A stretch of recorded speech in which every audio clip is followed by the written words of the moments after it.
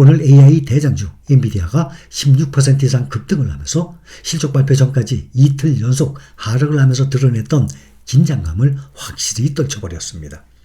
엔비디아는 시가총액에 2,770억 달러를 추가해서 이달 초 메타 플랫폼에 1,960억 달러 급등을 제치고 월스트리트 역사상 가장 큰 하루 상승폭을 기록을 했습니다. 역사에 남을 상승폭이었습니다.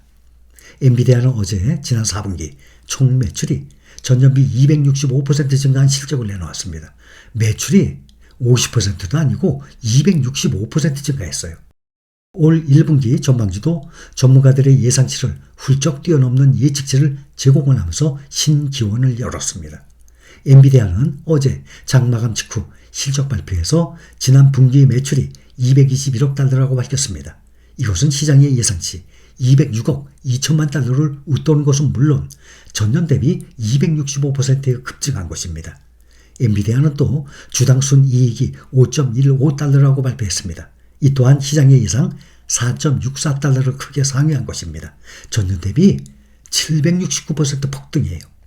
이뿐만 아니라 이번 분기 전망도 시장의 예상을 상회했습니다.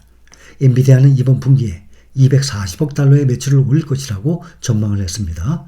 이것은 시장의 예상치 221억 7천만 달러를 또 크게 웃도는 것입니다. 이 같은 소식으로 엔비디아는 전일 시간 외 거래를 9% 급등한 데 이어서 정규장은 16.4% 폭등 마감했습니다. 엔비디아의 시가총액은 1조 9,400억 달러가량으로 하루 만에 시총이 2,500억 달러나 늘어났어요. 이것은 넷플릭스의 시총과 맞먹는 수준입니다. 지난해 초에 146달러였어요. 이거에 불과하던 주가가 1년 2개월 만에 785달러까지 무려 5배 이상 오르면서 지금 폭발적인 랠리를 거듭하고 있습니다. 엔비디아가 움직이면 세계 전체 주시장이 움직일 정도입니다. 엔비디아의 실적 호재에 반도체 기업 AMD의 주가도 오늘 10% 이상 올랐고 AI 수혜주로 꼽혀온 슈퍼마이크로 컴퓨터의 주가 33%또 폭등했습니다. 슈퍼마이크로 이 주가는 최근에 5년 동안 빅테크주들 중에서 가장 많이 올랐죠. 엔비디아 비교를 해봐도 비교가 안 될 정도의 엔비디아가 1908% 올랐어요. 5년 동안에 1908% 정말 누구도 못 따라와요. 그런데 슈퍼마이크로는 그거의 2배 이상 4890%나 올랐습니다. 올해 들어서도 엔비디아 지금 폭등하고 있죠.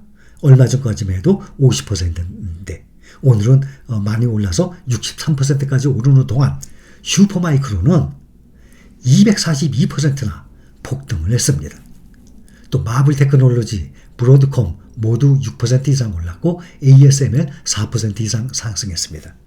그렇다면 삼성전자까지 들어가 있죠. 글로벌 반도체 탑4, 에이스 글로벌 반도체 탑4, 엔비디아, 또 TSMC, ASML, 또 이 브로드콤, AMD, 삼성전자 다 들어가 있죠. 삼성전자 종목보단 이렇게 세계적인 이 종목들에 함께 투자한 것이 훨씬 수익이 높을 것이라고 벌써 수없이 말씀드렸습니다. 또 말씀드려요. 지금도 늦지 않았습니다. 반면에 미국의 두 전기차 업체 루시드와 리비아는 올해 차량 생산량이 더 감소할 것으로 예상을 하면서 오늘 주가가 폭락을 했습니다. 기대에 못 미치는 실적과 우울한 전망이 주가 폭락을 불렀어요. 전기차 수요 성장세가 높은 인플레이션, 또 고금리, 내연기관 자동차에 비해서 여전히 비싼 가격 등으로 인해 기대에 못 미치는 가운데 전기차 종목들의 고전이 지속되고 있습니다. 리베아는 지난해 4분기 매출이 13억 달러로 시장 전망과 일치했어요. 그러나 올해 생산 계획 대수가 5만 7천 대로 시장 예상에 크게 못 미쳤습니다. 월스트리트 생산 대수 예상치가 6만 6천 대라고 전했거든요.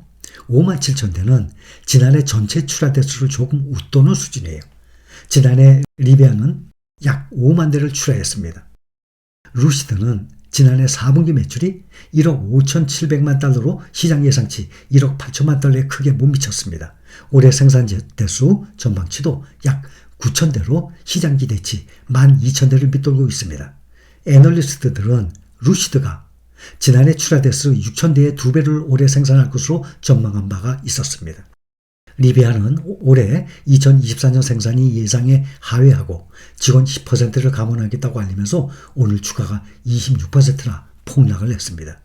JP모건은 리비안에 대한 전망을 수정을 해서 전기 자동차 제조업체의 주가를 중립해서 비중 축소로 하향 조정했습니다. 이 회사는 또한 주가에 대한 목표 주가를 이전에 $20에서 $11로 낮췄습니다. 이번 하향 조정은 리비안의 성장세가 현저히 둔화되고 대규모 손실이 지속되고 있다는 JP모건의 평가에 따른 것입니다. 이번 신용등급 강등은 리비안이 자체 판매 및 생산 목표를 달성하지 못했고 투자자의 기대에도 미치지 못한 점 등 여러 가지 요인에 따른 것입니다. 이 회사의 최근 가이던스는 2024년까지 성장이 정체될 것으로 예상을 하면서 최소 2026년까지 성장 재가속화가 지연될 수 있는 잠재적 수요 문제를 암시했습니다. 또한 리비안의 수익성은 계획에 미치지 못했어요. 총 이익 창출과 플러스기어 마진도 지속적으로 연기가 되고 있습니다. 루시드가 4분기 실적 발표에서 매출이 이렇게 떨어져 갖고 하회를 했거든요. 이어 투자 의견을 중립해서 비중 축소로 하향을 하면서 오늘 주가가 17% 크게 떨어졌습니다. 전기차 업체들 중에서도 가장 비싼 고급 모델을 판매하는 루시드가 한 대당 평균 가격이 약 15만 달러에서 지금 9만 1,000달러까지 많이 떨어진 상태입니다. 올해 들어서 전기차 대장주 이 테슬라부터 21%나 하락 중이고 미국과 중국의 대표 전기차 기업들이 모두 크게 하락 중에 있습니다. 미국 증시는 올해 들어서 연일 상승세를 탔지만 최근에 금리 인하 시점이 점차 뒤로 밀리면서 주춤하고 있습니다. 예상보다 높은 소비자 물가 상승률로 인해서 연준이 금리 인하를 서두르지 않을 것이다 라는 전망이 커지고 있습니다. 한때 시장을 지배했던 3월 금리 인하 전망은 이제 아예 사라졌고 6월 금리 인하 쪽으로 시점이 밀리고 있는 상황입니다. 연방준비제도가 금리 인하에 있어서 신중한 태도를 유지해야 한다라는 당국자들의 발언 계속 이어지고 있습니다. 패트릭 하커 필라델피아 연방준비은행 총재, 연준이 올해에는 금리를 인하할 것이라면서도 당장은 금리 인하가 없을 것을 시사하고 있습니다. 하커 총재는 한 연설에서 나는 올해 금리 인하를 볼 상황에 놓을 수 있다고 생각을 한다라면서 그러나 지금 당장 이를 찾는 누구에게든 주의를 줄 것이다 라고 말을 했습니다. 필립 제퍼슨 연준 부의장도 경제가 예상대로 전개가 된다면 올해 후반에 정책 제약을 되돌리기 시작하는 것이 적절할 것이라고 말을 하고 인플레이션 진전에 대해서 조심스럽게 낙관하고 있으며 경제 전망과 이를 둘러싼 위험을 평가하고 통화 정책의 적절한 미래 방향을 판단하는 데 있어서 들어오는 지표를 모두 검토할 것이다 라고 말을 했습니다. 오늘 발표된 경제 지표는 대체로 긍정적으로 나왔습니다. 오늘 발표된 지난주 실업보험 청구자 수는 20만 1,000명으로 직전주보다 12,000명 감소했습니다. 이날 수치는 시장의 예상치인 21만 6,000명을 밑도는 것으로 5주 만에 가장 적었습니다. 그만큼 고용시장은 여전히 견조하다는 점을 시사한 거예요. 20만 건 초반의 청구 건수는 역사적으로도 낮은 수준입니다. S&P 글로벌이 집계한 2월 제조업 구매관리자 지수 PMI는 51.5로 잠정 집계됐습니다. 이것은 17개월 만에 가장 높은 수준이에요. 2월 제조업 PMI는 전월치 50.7을 상회했고 월스트리트저널의 전문가 예상치 51도 웃돌았습니다. 2월 서비스업 PMI는 51.3으로 잠정 집계돼서 전월의 52.5와 예상치 52.7을 밑돌았으나 여전히 50을 웃돌아서 확장세를 유지하고 있습니다. 시장에서는 연준이 오는 5월에 금리를 인하할 가능성 27.3%로 보고 있습니다.